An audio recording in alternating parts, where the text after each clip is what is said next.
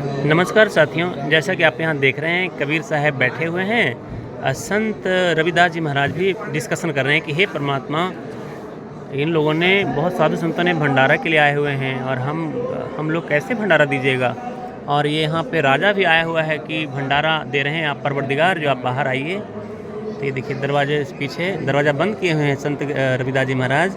और कबीर साहब कह रहे हैं कि नहीं राजा जी, हमने तो भंडारा, मैं गरीब आदमी कैसे भंडारा दूंगा। तो ये बोल रहे हैं हे परवरदिगार, आप ऐसे क्यों हो रहे भगवान, सब भंडारा खा रहे हैं यहाँ पे 18 लोग। इसमें देखिए कि बादशाह सिकंदर लोदी की प्रार्थना स्वीकार करके कुटिया से बाहर पधारने पर परमेश्वर कबीर साहब जी पर सुगंधित फूल बरसने लगे। चूँकि परमात्मा आगरा, जब राजा सिकंदर लोदी जो दिल्ली के थे, उन्होंने आग्रह किया हे परवरदिगार, हे परमात्मा कबीर साहब बाहर आइए और आप हम सबको दर्शन दीजिए। तो परमात्मा जैसे ही बाहर आए तो ऊपर से फूल बरसने लगे और एक मुकुट जो है, सुंदर मुकुट जो है सोने की, परमात्मा कबीर साहब के ऊपर लग गया।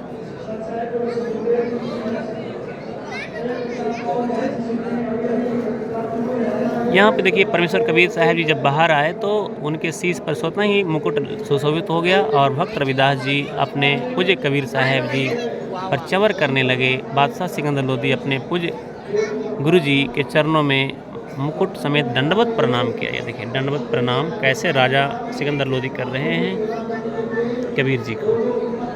और ये पीछे में संत रविदास जी महाराज हैं और ये सिपाहीगण।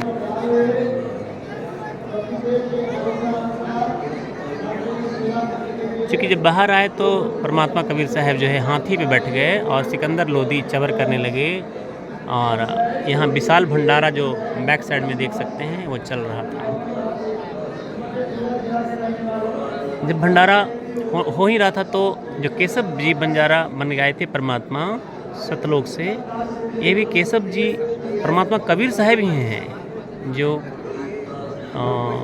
कबीर जी को बता रहे हैं कि ऐसा ऐसा है भगवान। ये तो अपनी प्यारी आत्माओं को सतलोक की जानकारी देते हुए कबीर साहब बंदी छोड़ जी अपने दूसरे रूप में केशव बंजारे के साथ ज्ञान चर्चा करते हुए भंडारा जीमने के बाद सत्संग सुनाते हुए साधु संत और आम जनता लोग।